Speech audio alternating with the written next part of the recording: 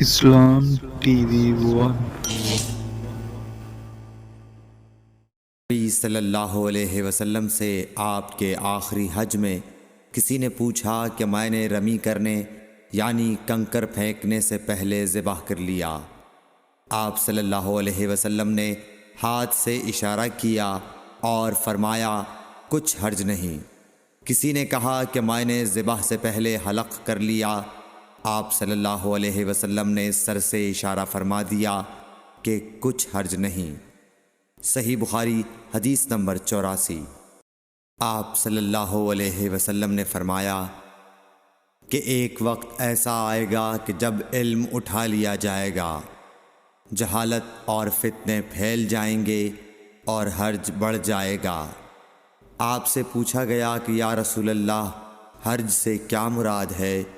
آپ صلی اللہ علیہ وسلم نے اپنے ہاتھ کو حرکت دے کر فرمایا، اس طرح گویا آپ صلی اللہ علیہ وسلم نے اس سے قتل مراد لیا۔ صحیح بخاری حدیث نمبر 85۔ کہ میں عائشہ رضی اللہ تعالی عنہا کے پاس آئی، وہ نماز پڑھ رہی تھیں۔ میں نے کہا لوگوں کا کیا حال ہے؟ تو انہوں نے آسمان کی طرف اشارہ کیا، یعنی سورج کو گہن لگا ہے۔ اتنے میں لوگ نماز کے لیے کھڑے ہو گئے۔ حضرت عائشہ رضی اللہ تعالی عنہا نے کہا اللہ پاک ہے۔ میں نے کہا کیا یہ گہن کوئی خاص نشانی ہے؟ انہوں نے سر سے اشارہ کیا، یعنی ہاں۔ پھر میں بھی نماز کے لیے کھڑی ہو گئی، حتیٰ کہ مجھے غش آنے لگا تو میں اپنے سر پر پانی ڈالنے لگی۔ پھر نماز کے بعد رسول اللہ صلی اللہ علیہ وسلم نے اللہ تعالیٰ کی تعریف کی اور اس کی صفت بیان فرمائی۔ پھر فرمایا جو چیز مجھے پہلے دکھلائی نہیں گئی تھی، آج وہ سب اس جگہ میں نے دیکھ لی، یہاں تک کہ جنت اور دوزخ کو بھی دیکھ لیا۔ اور مجھ پر یہ وحی کی گئی کہ تم اپنی قبروں میں آزمائے جاؤ گے۔ مثل یا قرب کا کون سا لفظ؟ حضرت اسما نے فرمایا میں نہیں جانتی۔ فاطمہ کہتی ہیں یعنی فتنہ دجال کی طرح آزمائے جاؤ گے۔ کہا جائے گا قبر کے اندر کہ تم اس آدمی کے بارے میں کیا جانتے ہو؟ تو جو صاحب ایمان یا صاحب یقین ہوگا۔ کون سا لفظ فرمایا؟ حضرت اسما نے مجھے یاد نہیں۔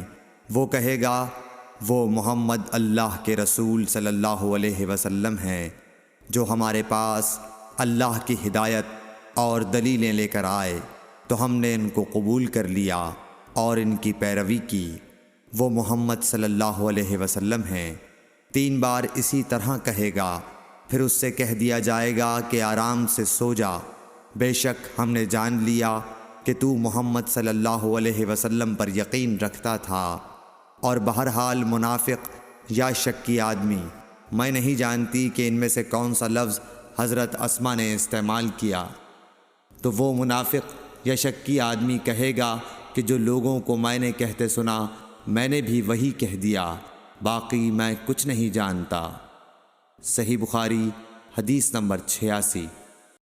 نے ابو احاب بن عزیز کی لڑکی سے نکاح کیا تو ان کے پاس ایک عورت آئی اور کہنے لگی کہ میں نے عقبہ کو اور جس سے اس کا نکاح ہوا ہے اس کو دودھ پلایا ہے۔ یہ سن کر عقبہ نے کہا مجھے نہیں معلوم کہ تو نے مجھے دودھ پلایا ہے، نہ تو نے کبھی مجھے بتایا ہے۔ تب سوار ہو کر رسول اللہ صلی اللہ علیہ وسلم کی خدمت میں مدینہ منورہ حاضر ہوئے اور آپ سے اس کے متعلق دریافت کیا تو آپ صلی اللہ علیہ وسلم نے فرمایا کس طرح تم اس لڑکی سے رشتہ رکھو گے، حالانکہ اس کے متعلق یہ کہا گیا۔